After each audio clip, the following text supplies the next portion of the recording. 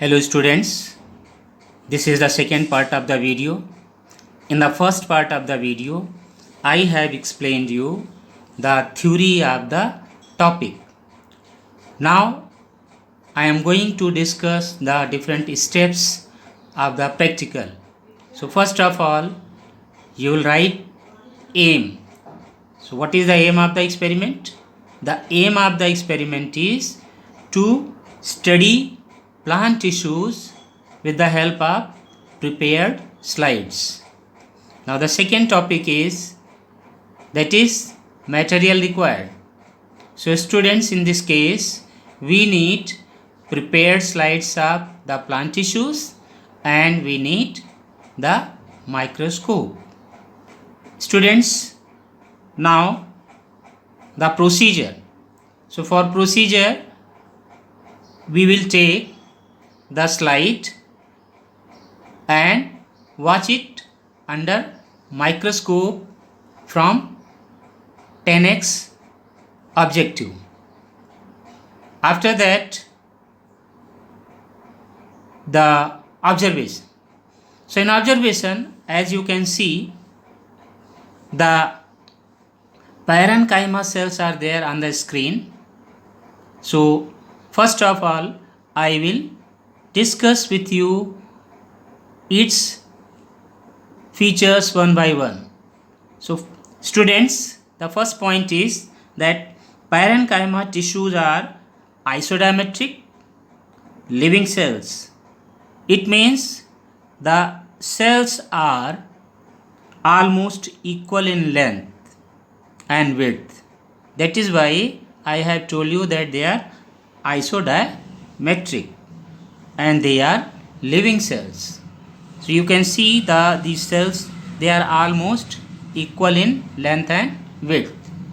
Now the second thing is that these tissues have cells with intercellular spaces to provide the exchange of gases.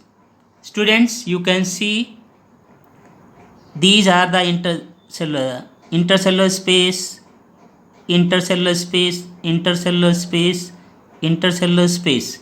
These are all intercellular spaces. So with the help of intercellular spaces, the cells do the work of exchange of gases.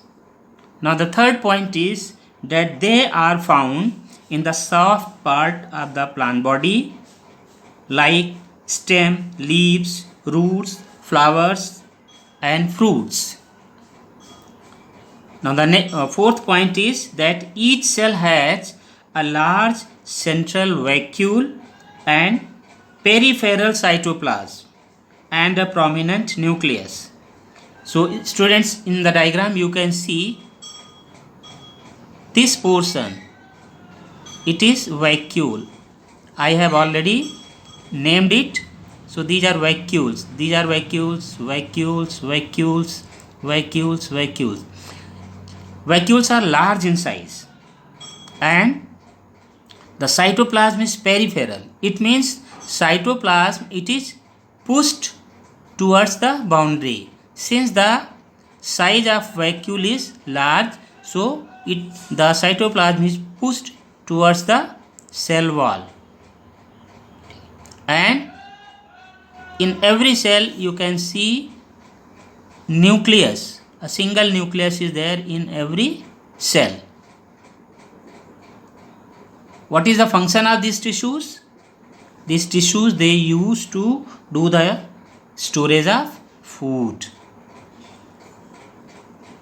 When these cells possess chloroplast, then they help in the process of photosynthesis, and that time we call it as parenchyma tissues.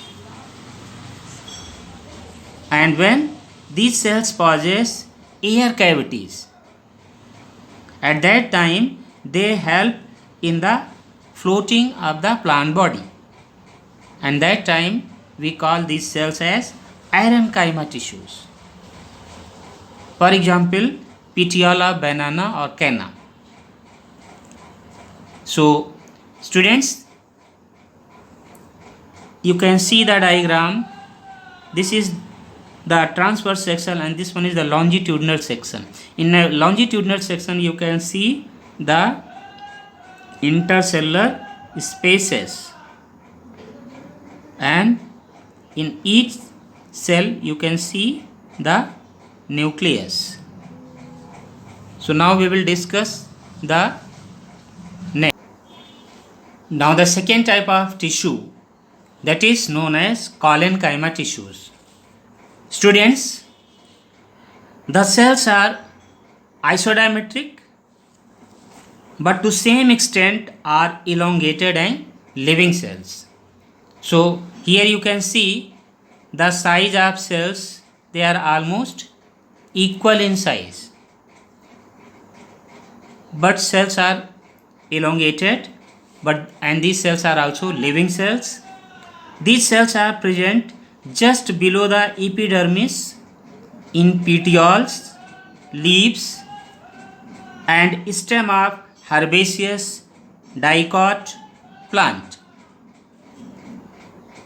Third point, intercellular spaces are absent. Here you can say these are intercellular spaces, but these intercellular spaces, they are actually not the intercellular spaces. Intercellular spaces are absent because at the corners of the cells they are much thickened, because there is the deposition of cellulose, hemicellulose and pectin compounds. So this is the deposition of cellulose and pectin compounds. Each cell has a large central vacuole. This large area which you are observing, this is vacuole. So each cell has a large central vacuole and a peripheral cytoplasm. Cytoplasm, it is pushed aside. You can see cytoplasm is pushed towards the boundary of the cell, and a prominent nucleus is there in each cell. What is the function of these cells? These cells, they give tensile strength, provide mechanical support to the plant, and if the cells contain chloroplast, then it helps in manufacturing of the food. Now we will discuss to the third tissue. The third tissue is known as sclerenchyma tissue. Students, these cells are dead cells. These cells are dead cells with thick lignified walls and narrow lumen. So you can see the lumen is narrow and the walls are thick. Being dead cells, these cells are dead cells. These cells, they lack protoplasm. This tissue possesses two types of cells, that is sclerites, or you can say stone cells. These cells are stone cells and fibers. So number of fibers are here.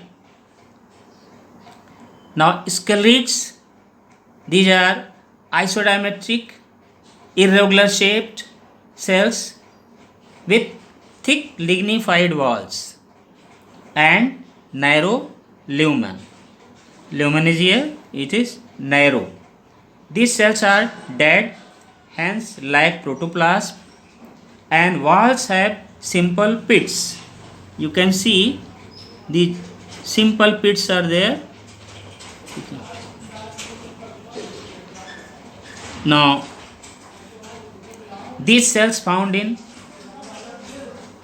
cortex, phloem, hard seeds, nuts, stony fruits like pear, and in the leaves and the stem of many dicot plants.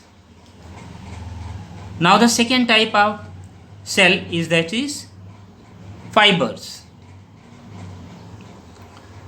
So fibers are elongated cells with tapering ends. You can see the ends are tapering, and these are elongated cells. Fibers possess simple or oblique pits in their wall.